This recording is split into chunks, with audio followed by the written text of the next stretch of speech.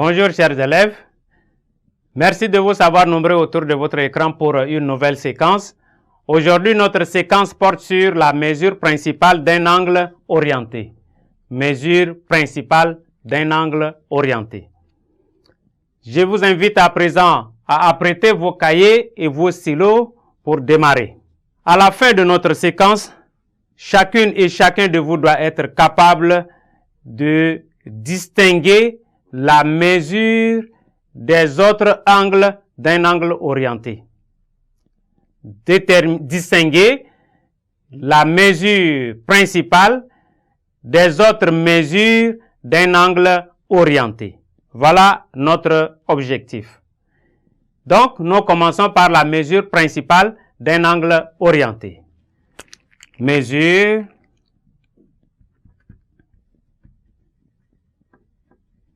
principale d'un angle orienté.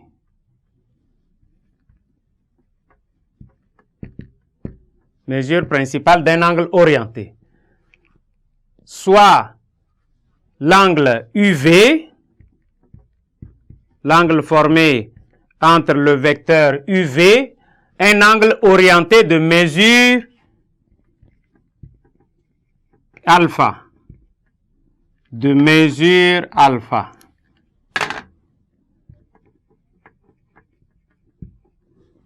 De mesure alpha. Ça veut dire on peut noter mètre de U et V est égal alpha. On sait que alpha est de la forme alpha plus 2kπ, où K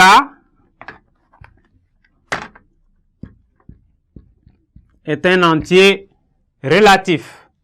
Or, parmi ces mesures alpha plus 2kπ, où K appartient à l'ensemble des entiers relatifs, il en est une et une seule qui appartient à l'intervalle moins pi à pi. Il y a une seule mesure qui appartient à l'intervalle moins pi à pi. C'est la mesure principale de l'angle orienté UV. Donc, celle qui appartient à cet intervalle est appelée la mesure principale de l'angle orienté UV. Quelquefois, la valeur exprimée de l'angle orienté UV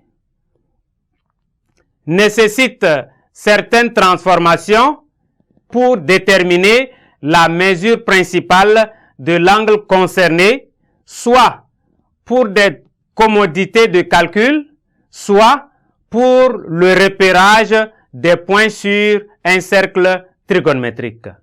Ainsi, à partir de quelques exemples précis, montrons comment déterminer la mesure principale d'un angle orienté donné. Exemple.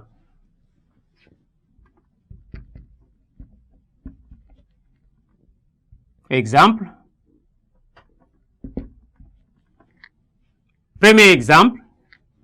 On donne la mesure de l'angle orienté entre le vecteur UV qui est égal à 32 pi tiers. 32 pi tiers. On nous demande de déterminer sa mesure principale. Et donc, on va passer par un chemin, la décomposition, et dans l'autre exemple, nous allons passer par un autre chemin. Donc ici, nous allons décomposer. On sait que 32 pi tiers, c'est égal à 30 plus 2. 30 pi plus 2 pi, le tout sur 3. Ce qui nous donne 30 pi sur 3 plus 2 pi sur 3. Or, 30 pi sur 3, ça fait 10. Donc 3 pi demi, 32 pi tiers est égal à 10 pi plus 2 pi tiers. Comme nous venons de dire, ceci respecte l'écriture. Ça respecte cette écriture qui est de la forme 2 pi, plutôt alpha plus 2 pi plus 2 pi. Et donc, ici, on peut écrire 2 pi tiers plus 2 fois 5 pi. N'est-ce pas? Pour utiliser cette forme.